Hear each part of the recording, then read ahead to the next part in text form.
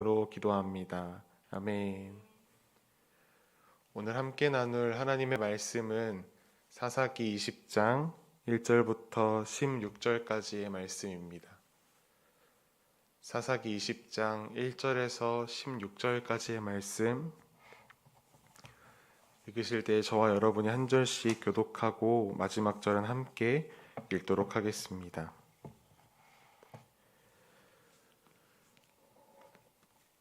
제가 먼저 읽겠습니다. 이에 모든 이스라엘 자손이 단에서부터 브엘세바까지와 길르앗 땅에서 나와서 그 회중이 일제히 미스바에서 여호와 앞에 모였으니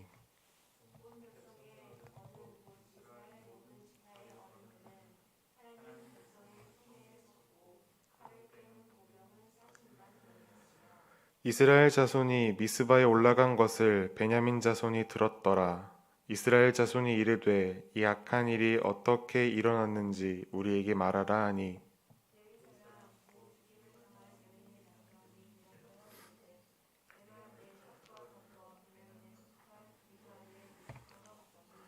기브아 사람들이 나를 치러 일어나서 밤에 내가 묵고 있던 집을 에워싸고 나를 죽이려 하고 내 첩을 욕보여 그를 죽게 한지라.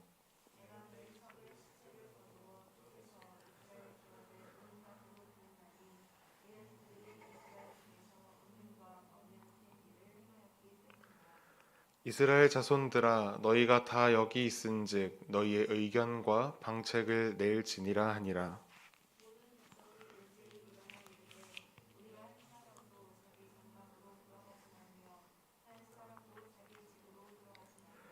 우리가 이제 기브아 사람에게 이렇게 행하리니 곧 제비를 뽑아서 그들을 치되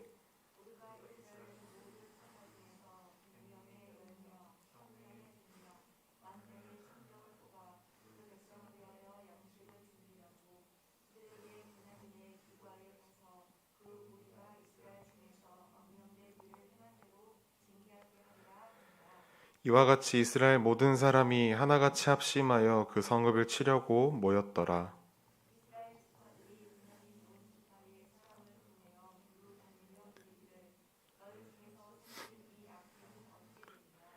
그런즉 이제 기브아 사람들 곧 그 불량배들을 우리에게 넘겨주어서 우리가 그들을 죽여 이스라엘 중에서 악을 제거하여 버리게 하라 하나 베냐민 자손이 그들의 형제 이스라엘 자손의 말을 듣지 아니하고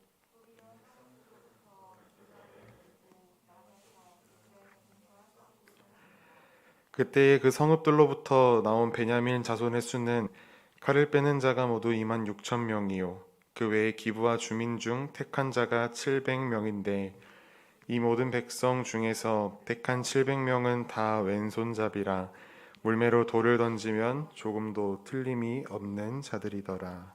아멘. 정확한 안목이라는 제목으로 말씀을 나누겠습니다. 우리는 공동에 어떠한 일을 진행하다가 그 일에 관련하여 문제가 생겼을 때 회의를 통해서 문제를 해결합니다. 문제를 해결하기 위해서는 가장 먼저 해야 할 일이 있는데 그것은 문제가 무엇인지 정확한 안목으로 정확하게 파악하는 것입니다. 문제를 정확하게 파악하면 깔끔하게 해결됩니다.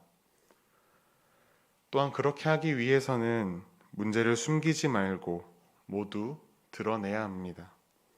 혹시나 문제를 숨기거나 숨긴 것으로 문제를 잘못 파악하게 된다면 상황을 더 악화시키기도 합니다. 온 이스라엘 땅이 술렁입니다. 끔찍한 일이 일어났습니다. 토막난 사람의 시체가 각 지파의 수장들에게 전달되었습니다. 이 일은 이스라엘 백성들이 가나안 땅에 들어와서 살기 시작한 이후로 처음 있는 정말 해괴망측한 일입니다. 어찌된 일인지 알아보니 이 일은 에브라임 지파에 속한 레위인이 보낸 것이고 베냐민 지파의 기브온에서 발생한 사건 때문에 이 일이 벌어졌습니다. 사건의 가해자가 속한 베냐민 지파를 제외한 나머지 11지파가 이 일을 해결하기 위해서 모였습니다. 그들은 자신들의 입장을 정리한 후에 베냐민 지파에게 알릴 예정입니다. 먼저 그들은 충격적인 방법으로 온 민족에게 사건을 고발한 레위인의 이야기를 들어봅니다. 본문 4절과 5절을 보면 레위인이 이렇게 대답합니다. 이르되 내가 내 첩과 더불어 베냐민에 속한 기브아에 유숙하러 갔더니 기브아 사람들이 나를 치러 일어나서 밤에 내가 묵고 있던 집을 에워싸고 나를 죽이게 하고 내 첩을 욕보여 그를 죽게 한지라. 계속해서 큐티를 하며 말씀을 읽어오신 분들은 아시겠지만 지금 이 레위인의 말이 있는 그대로의 사실입니까? 레위인은 오직 자기의 복수만을 생각합니다. 자기는 잘못한 것이 전혀 없는데 일방적으로 당했다고 주장합니다. 또 이런 일을 바로잡아야 하기 때문에 자신이 그러한 끔찍한 일을 행했다고 주장합니다. 여기서 여러분, 하나님 앞에서 정결하게 행동해야 하는 제사장이 자랑스럽게 첩과 함께 기브아에 다녀왔다 이야기하는 것이 무슨 창피입니까? 마치 이것은 제가 여러분에게 제가 어제 클럽에 다녀왔는데 거기서 불량배들을 만나서 돈 뺏기고 얻어맞고 왔습니다 라고 말하는 것, 그것과 같습니다. 어찌 보면 그거보다 더 큰 일입니다. 이 본문에 나오는 레위인은 자기는 정당했는데 베냐민에 속한 기브아 사람이 타락해서 이 사건을 벌였다고 이야기합니다. 실제 사건의 내용은 성적으로 타락한 레위인이 성적으로 문란한 불량배를 만나서 봉변당한 일입니다. 레위인은 성폭행 당해서 죽음 직전에 가 있던 자기의 첩, 그 여자를 치료하지 않았습니다. 여자를 살리는 것보다 자신이 당한 화가 더 중요했고 되갚아주고 싶은 마음만 가득했습니다.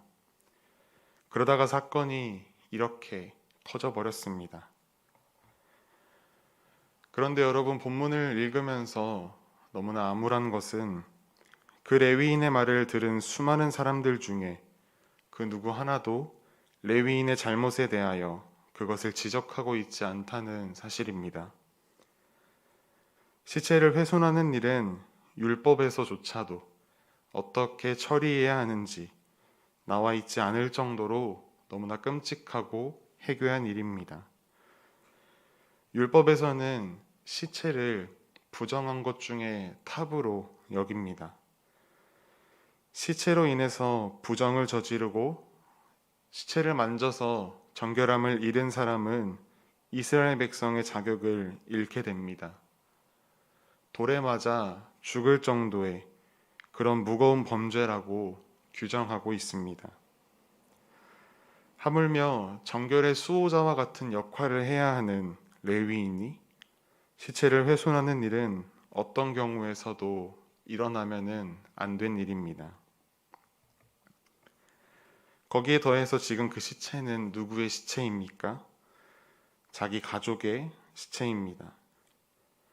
사람들은 가장 먼저 다른 일을 하기보다 이 레위인을 돌로 쳐서 죽였어야 합니다.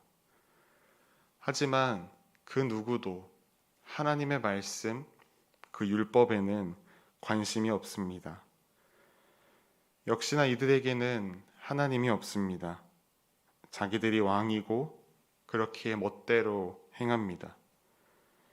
하나님에 대한 마음보다 앞서는 것이 자신들의 분노, 자신들의 마음입니다. 어떠한 한 가지 문제를 해결해야 하는데 안목이 삐뚤어져 있으니까, 핀이 틀어져 있으니까 문제를 파악하지 못합니다.